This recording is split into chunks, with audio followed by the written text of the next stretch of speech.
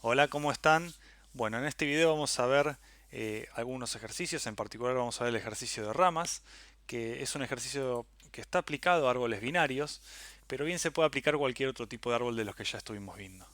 La idea de este ejercicio, o lo que estamos buscando hacer en este caso, es, dado un árbol que se nos pase, obtener una lista de listas donde cada una de esas listas en realidad sea referencia o esté representando la rama del árbol, ¿no? O cada una de estas ramas del árbol. Recordemos que una rama es básicamente una sucesión de nodos o de aristas que los unen, que parte desde el nodo raíz hasta cualquiera de las hojas. Entonces combinaremos todas las o trataremos de encontrar justamente todas las combinaciones posibles de estas sucesiones a cada una de estas hojas partiendo desde la raíz para así ir guardándolas en una lista de listas. Por lo tanto, ¿qué vamos a ver o cuál es la idea de la solución propuesta? Porque esto también puede ser realizado, se pueden encarar varios distintos puntos de vista, ¿no? Uno de ellos podría llegar a ser una construcción que es arrancando desde las hojas, ¿no? Recorrer hasta cada una de las hojas y a partir de allí construir una lista. Eh, Esto estaríamos obviamente utilizando, ¿no?, la capacidad de la pila de ejecución en el concepto de recursión. Y ese enfoque se le suele decir a veces bottom-up. Es algo más propio de como lo mencionamos, pero bueno, es porque se entiende justamente, se genera que al llegar a alguna de las hojas podemos empezar a construir con la inserción en cada una de estas listas que estamos agregando inclusive a una lista de listas. Pero bueno, vamos a ver un enfoque que es más top-down, que es la construcción en realidad de la lista de cada rama, ¿no? Se está generando a partir desde la visita de cada uno de los nodos. O sea, imaginemos que estamos comenzando por el nodo raíz, que es el primer nodo del árbol, y lo vamos a introducir en una lista. Y esa lista le vamos a llamar una lista parcial, como se define acá, que es una de las variables que estamos guardando en el proceso que estamos construyendo. Y cuando vamos insertando un nodo, lo que vamos a ir haciendo además es que esta lista parcial se lleve hacia abajo en el árbol, hacia los siguientes niveles, y así en cada uno de los niveles o en cada una de las instancias que estamos recorriendo nodos, se inserta el nodo actual visitado para llegar hasta un momento que encontremos una hoja y en ese caso simplemente es insertar la hoja sobre esta lista parcial que tenemos y eso nos conformaría una rama. Ahora bien, la idea o el desafío de esto es decir, bueno, si ya encontramos una rama, tenemos que seguir buscando el resto. Por lo tanto, vamos a tratar de usar el mismo concepto que ya hemos visto antes, que es el concepto de backtracking, ¿no? O volver hacia atrás. Vamos a ver de que al llegar a una hoja podemos volver hacia los nodos padres o al nodo padre o a sus antecesores inclusive, hasta encontrar de que puede haber que haya caminos que nunca recorrimos. Y ahí es donde volvemos hacia atrás y seguimos construyendo. Es por eso que va a ser importante que esa lista parcial que utilizamos como recorrido hasta ese momento que tenemos hecho en todos los nodos guardados, digamos este almacenamiento parcial de nodos, que sea replicado en cada uno de los puntos que estamos visitando, porque de lo contrario lo que va a pasar es que si esta lista parcial se comparte para todos los casos, lo que va a terminar sucediendo es que se van a terminar pisando las inserciones de nodos en una gran lista gigante, ¿no? Sería como un recorrido de todo el árbol. Así que bueno, vamos a ver de trabajar con este concepto de backtracking. Para ello vamos a estar apoyándonos o vamos a generar esta lista XSS, que es la que guarda la lista de listas. Vamos, como comentamos, a hablar de la lista parcial, que va a ser el almacenamiento parcial de los nodos que se van insertando. Y la actual, que va a ser la que justamente clona esta foto que tenemos visitada hasta el momento para no tener que estar pisando todo en la misma lista parcial. Veamos cómo es la implementación y vamos a ver cómo hacemos el ejemplo, ¿no?, del árbol de recursión, todas estas invocaciones, cómo se van generando y cómo se construye esta XSS.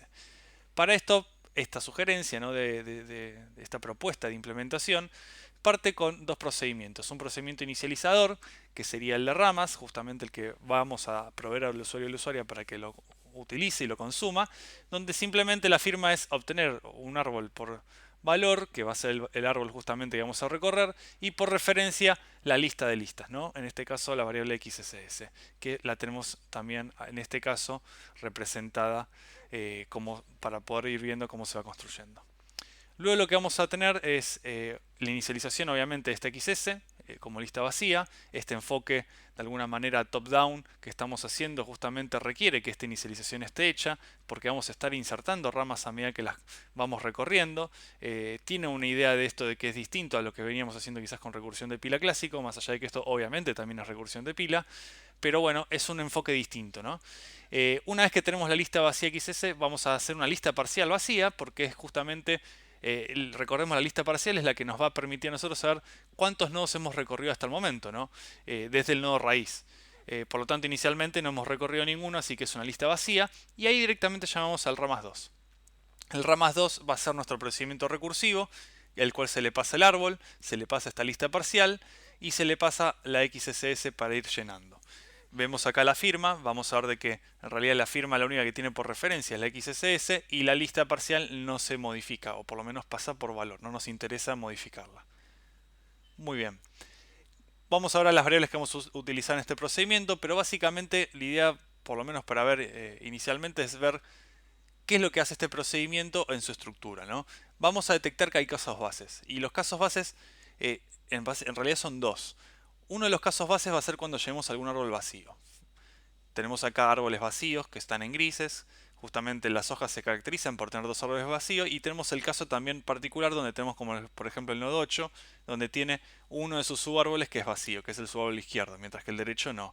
Este caso, obviamente, no tiene como objetivo frenar la búsqueda, porque fíjense que acá tenemos una rama, por ejemplo la 7, 11, 8 y 9, que sería la rama esta particular que estamos hablando, que vamos a ver que tampoco existe una rama que se llame 7, 11 y 8, y acá árbol vacío. Por lo tanto, acá la rama se sigue construyendo. Entonces, el caso de llegar a un solo árbol vacío de un nodo intermedio, que no es hoja, no es un caso base en el cual tenga que construir la rama, pero sí es un caso base al llegar al árbol vacío porque no puedo seguir recorriendo. Así que vamos a ver de que tenemos dos casos bases diferenciados. Uno, que es cuando llego a un árbol vacío, y otro que es cuando llegó una hoja. Cuando llegó una hoja es que yo construí una rama, o llegué a un punto donde puedo construir una rama. Las ramas que tenemos claramente son el 731, 735, 711, 89 y 711, 12. Son estas cuatro ramas. Por lo tanto, esta diferenciación de dos casos bases es útil para ver, por ejemplo, en la estructura del procedimiento donde se aparecen. Una está dada implícitamente, que es justamente cuando el árbol es vacío. Si yo llego a un punto donde hay un árbol vacío, fíjense que directamente no entro en el if, por lo tanto termino el procedimiento. Por lo tanto, nuestro caso base de árbol vacío es básicamente no hacer nada. El otro caso base sería el de si es hoja, y el de si es hoja fíjense que está metido entre las líneas 10 y 12. ¿Por qué está ubicado acá y no al principio como en la mayoría de los procedimientos recursivos? Y básicamente porque estamos reutilizando código que va entre las líneas 7 y 9, que es justamente el necesario para poder insertar el nodo, ¿sí? Veamos qué hace en detalle esto. Primero vamos a obtener el nodo, o por lo menos el dato del nodo que estamos visitando, así que esto da el concepto de pre-order, ¿no? Estamos primero haciendo la visita y después estamos yendo a los subárboles, esto es en profundidad claramente. ¿Y qué hacemos? Copiamos ahora luego la lista parcial a una actual. Esto es lo que mencionamos de que mantengamos la foto intacta de cómo venía recorriendo hasta el momento para ahora sí hacer nuestra propia foto hacia abajo, que la foto hacia abajo del recorrido en realidad va a estar guardada en la lista actual. ¿Y qué hacemos una vez que tenemos esa copia de la lista? Vamos a insertarle este nodo que estamos visitando. Por lo tanto, de los nodos previos que estamos visitando, que están guardados en parcial, copiamos esa lista y ahora le insertamos el nodo actual. Por lo tanto, si hay una invocación previa de este ramas2, yo no alteré nunca esta lista parcial, ¿sí? Le hicimos una copia. Y eso es importante porque eso es lo que de alguna manera mantiene el concepto de backtracking, de esto de poder volver hacia atrás, ¿no? De decir, no modifiqué lo que yo tenía que seguir probando. Ahora vamos a ver en el ejemplo cómo se da. Una vez que tenemos esta inserción, ya sabemos que en actual tenemos que la lista desde el nodo raíz hasta el nodo actual, todos insertados en fila. Fíjense que con el insertar último los estamos agregando en el orden que fueron recorridos. Imaginemos que en una primera llamada se llama desde el nodo raíz, que es el 7, se le insertará el 7 una lista vacía, porque la primera invocación parcial es lista vacía. Esta lista actual va a ser una lista con el 7, luego va a ser el 3, el insertado, y después va a ser el 1 insertado. Y fíjense que si se da el caso de llevamos una hoja, lo que vamos a hacer es directamente insertar este camino que hicimos o que fuimos guardando, esta rama en sí, ¿en qué? En esta lista XSS. Es por eso que la estamos construyendo arriba hacia abajo. Primero insertamos el 7, después el 3, después el 1 y de ahí la rama entera la guardamos en XSS. Si no llega a ser el caso de una hoja, no es el caso base, es claramente caso recursivo. Y el caso recursivo acá simplemente lo que hace es llamar a la recursión en los dos subárboles. Fíjense que es muy sencillo, simplemente se sacan los dos subárboles de T y se llama a la versión de ramas2 en cada uno de ellos. Por lo tanto tiene el concepto de el recorrido en profundidad, es muy parecido a la estructura del recorrido en profundidad con preorder, ¿no? Vamos a ver cómo es la ejecución.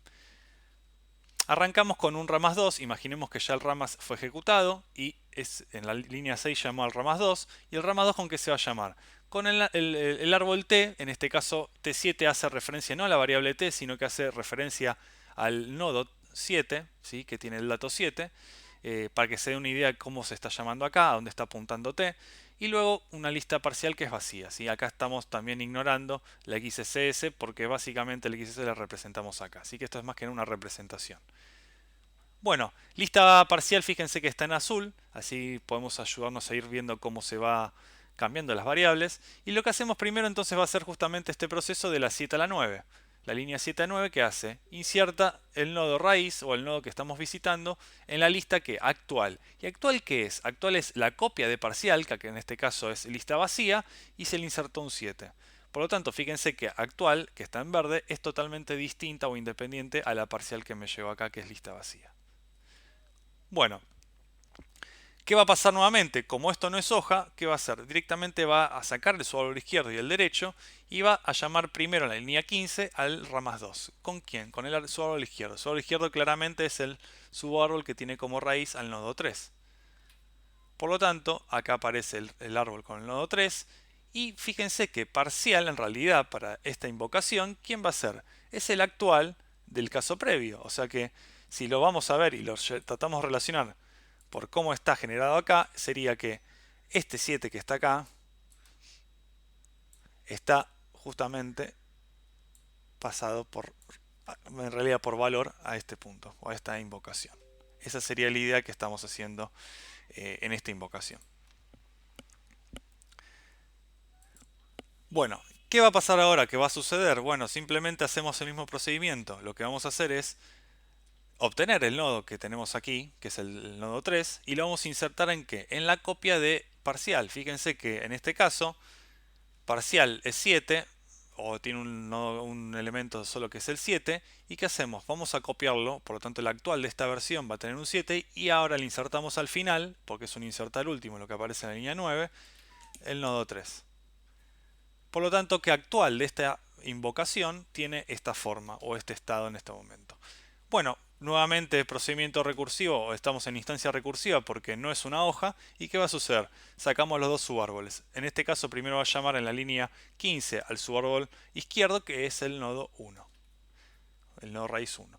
Muy bien, entonces el nodo 1 simplemente lo que hay que hacer en este caso, bueno, es similar, pero ¿hasta dónde? Hasta la línea 10, porque acá sí va a entrar en el caso base porque es una hoja. Por lo tanto, hacemos de vuelta lo mismo. El actual en este caso va a ser la copia del parcial, que es el 7.3. Por lo tanto, el actual de esta invocación va a ser 7.3, insertando al final, ¿quién? Al nodo 1. Por lo tanto, esta es la lista actual que nos queda. Y como es hoja, ¿qué va a suceder? Insertamos en XSS a la lista actual, a esta lista verde que tenemos aquí arriba. Por eso es importante la inicialización de XSS en la línea 4 del procedimiento inicial, porque en este caso nunca se inicializó en el procedimiento recursivo. Así que esta inserción, si no se hizo la lista vacía previamente en el 4, puede dar error o puede justamente a veces insertar un nodo alocado, que ese nodo va a estar apuntando a basura.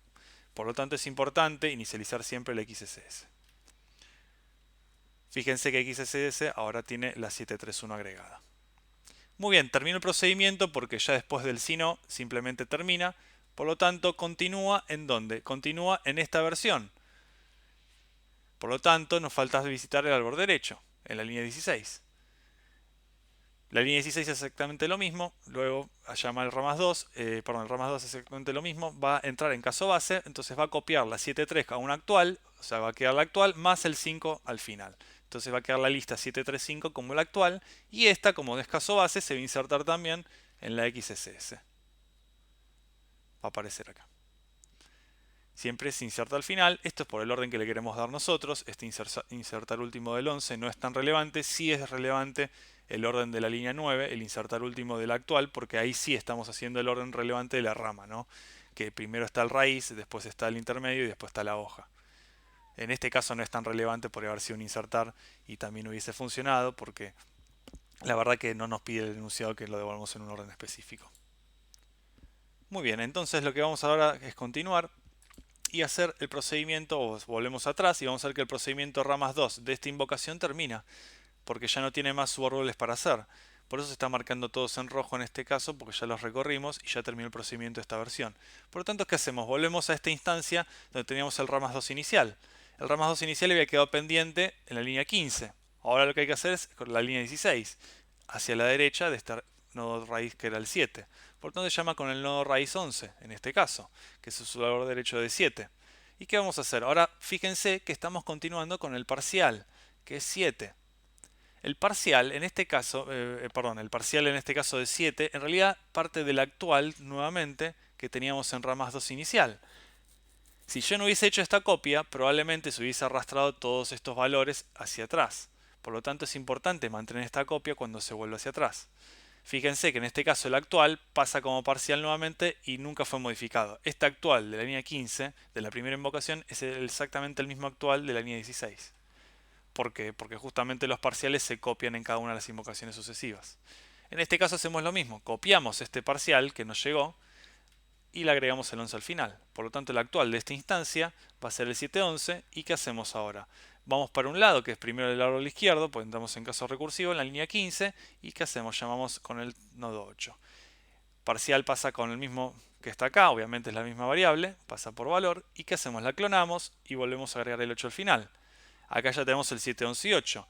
Ahora, como esto no es caso base, porque todavía tiene casos para ver, va a ser primero en la línea 15 el subárbol izquierdo. Y el subárbol izquierdo no es más que un árbol vacío. Así que va a entrar en el procedimiento con un árbol vacío, con la misma variable esta que se pasó por valor, pero como no hace nada porque está implícito en la línea 6, no entra en el if y directamente termina. Por lo tanto, al terminar en ese caso la línea 15, pasa directamente a la 16. La línea 16 también es caso base, pero en este caso sí es el caso base que tiene una hoja. Por lo tanto va a ser exactamente lo mismo que veníamos viendo hasta ahora. Hacemos con la copia o el clonado de lo que es la parcial y le agregamos el nuevo al final. Y como esto es caso base, se inserta ahora en la XSS.